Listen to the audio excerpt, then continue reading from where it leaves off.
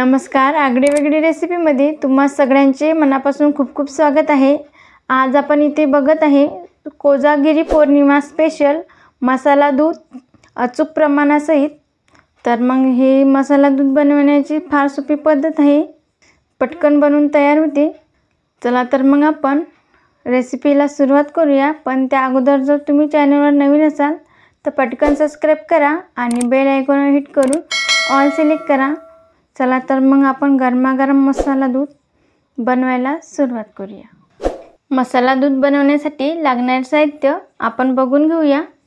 अर्धा लिटर फुल क्रीम म्हशीचं दूध घेतलं आहे, 4 चमचे साखर आहे, 2 ते 3 वेलची सोलून घेतली आहे, इथं एक छोटा चमचा हळद घेतली, 4 बदाम आहे, 4 पिस्ते आहे आणि 3 काजू आहे, हलकसं भाजून घेतलं आहे।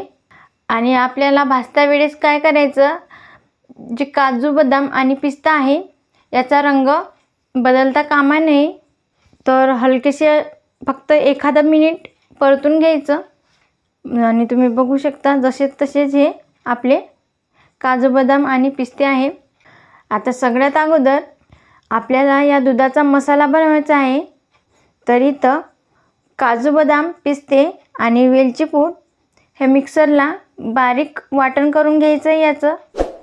आता इथं सगळ्यात अगोदर मी पातेल्यामध्ये दूध गरम करायला ठेवलं आहे।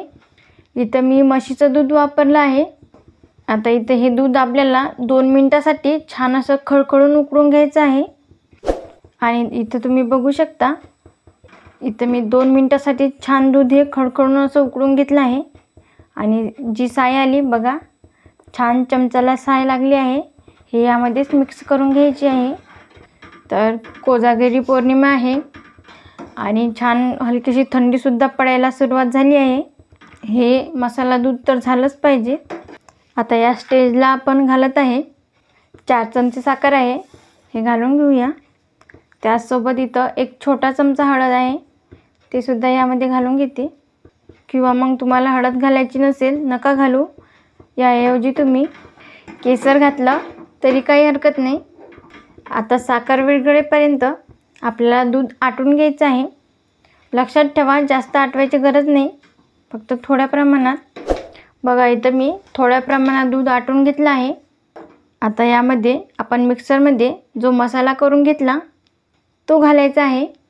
तर बघा, मसाला आपला असा झाला पाहिजे, थोडा जाडसर असला तरी काही हरकत नाही। यामध्ये हा मसाला घालून घेऊया। आता 2 मिनिटासाठी परत एकदा मिक्स करून छान उकळून घेऊया हे दूध। आणि तुम्ही बघू शकता मस्त इथं दाटसर आणि क्रीमी मसाला दूध आपला बनून तयार आहे। जास्त दाटसर करू नका, याची कन्सिस्टन्सी याप्रमाणे झाली पाहिजे। आता गॅस करूया बंद।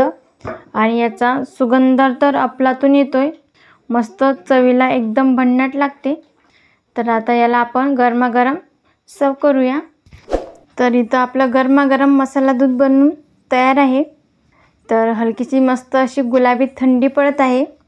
हे असं गरमागरम मसाला दूध पिण्याची वेगळीच मजा आहे।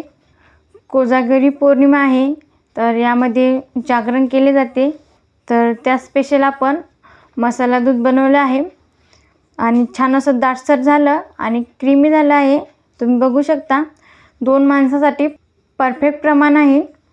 तर तुम्हाला आजची ही रेसिपी कशी वाटली कमेंटमध्ये नक्की सांगा। तुम्हाला आजचा हा व्हिडिओ आवडला असेल तर लाईक करा, जास्तीत जास्त तुमच्या फ्रेंड फॅमिलीसोबत शेअर करा। तसेच आगळीवेगळी रेसिपीला सबस्क्राईब करायला विसरू नका।